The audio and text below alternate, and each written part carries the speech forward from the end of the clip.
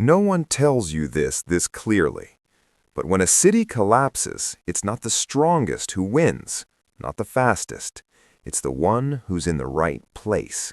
Because you can have food, water, even preparation, and still make one mistake that ruins everything.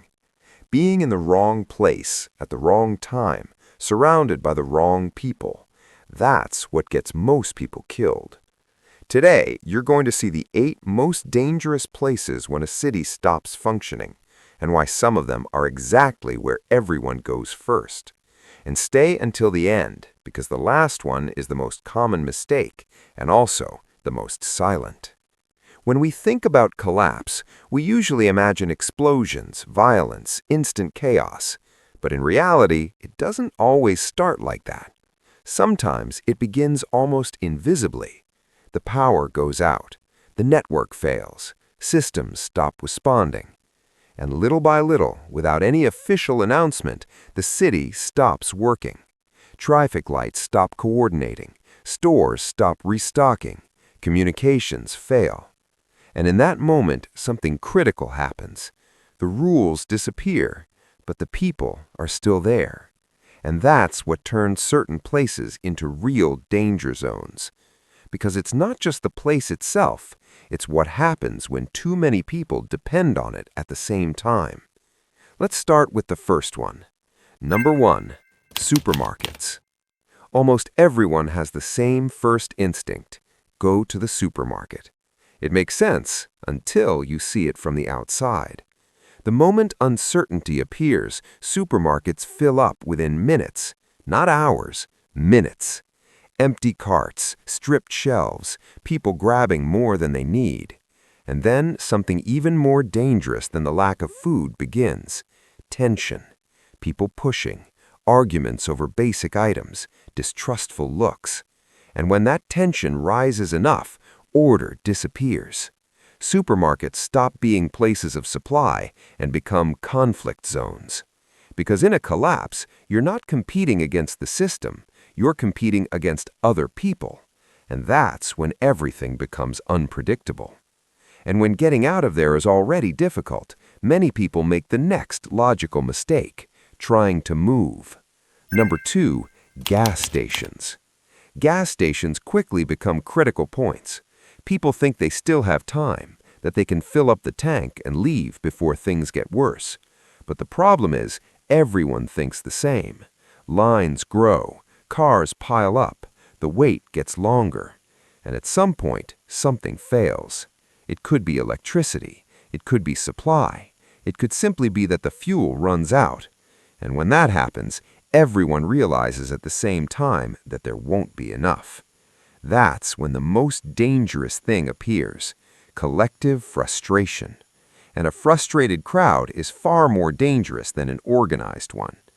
But even if you manage to leave, that doesn't mean you're safe. In fact, you might end up trapped. Number 3, roads and highways. Driving away sounds like a good idea, until it isn't. The moment enough people try to leave at the same time, main routes collapse. Accidents, abandoned cars, blockages. And within minutes, what used to be an escape route becomes a trap. You're stuck, not moving, no options, and most importantly, visible. Anyone can see you, anyone knows you're there, and you can't disappear. At that point, your car stops being an advantage and becomes a cage. So you decide to stay inside a building, thinking it will be safer. But that's where another problem appears. High-rise buildings. Tall buildings depend on something we take for granted: power. Without electricity, everything changes. Elevators stop working, water stops reaching upper floors, systems shut down. And suddenly, living on the 10th floor is no longer comfortable, it's a problem. Every movement takes effort, every resource feels heavier. And on top of that, you're not alone. You're surrounded by people going through the exact same thing: stress, fatigue, uncertainty. And that turns a shared space into a fragile environment. But there's a place where people think they'll find help, and instead, they find overload. Number 5, Hospitals. Under normal conditions, a hospital is one of the safest places you can be. In a collapse, it's not, because it depends on complex systems that fail when everything else fails. Electricity, supplies, organization. When those pillars break, hospitals fill up faster than they can handle. Patients, families, injured people, all in an environment that's already at its limit. Help is no longer immediate. Care is no longer organized, and what's left is a concentration of need in one place. And if that sounds chaotic, wait until that chaos mixes with consumption. Number 6, shopping malls. Shopping malls concentrate everything people think they need: food, products, shelter.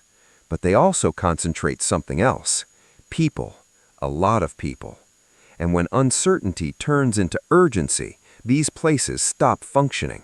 They overload, they block up, they spiral out of control. And their design makes things worse. Limited entrances, closed spaces, few clear exits, which makes them very hard to leave when things go bad.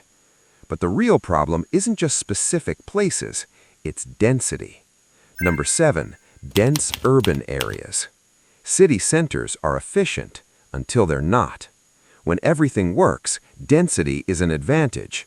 When everything fails, it becomes a problem. Too many people, too many needs, not enough resources. Movement becomes difficult. Avoiding conflict becomes harder. Staying unnoticed becomes almost impossible. And in that environment, even a small problem can escalate very quickly. And after all of this, most people make the same decision. They stay. Number 8, your own home. Your home can be your best refuge or your biggest mistake. It all depends on one thing: preparation. If you have resources, planning, and control, it can be the safest place. But if you don't, it becomes a limited space with no margin, no options. And within days, pressure builds. Lack of resources force you to go out. Uncertainty leads to impulsive decisions. And going out in that situation is when you're most vulnerable. So the real key isn't just survival, it's understanding how the environment changes. Because when a city collapses, the places that seem safe stop being safe, and the most common mistakes become the most dangerous ones. It's not about strength, it's not about luck, it's about positioning. Most people won't think about this until it's too late, but now you do, and that gives you a real advantage. If you want me to make part 2 with the safest places in an urban collapse, let me know in the comments. And if this kind of content matters to you, subscribe, because understanding this now can make all the difference when it really counts.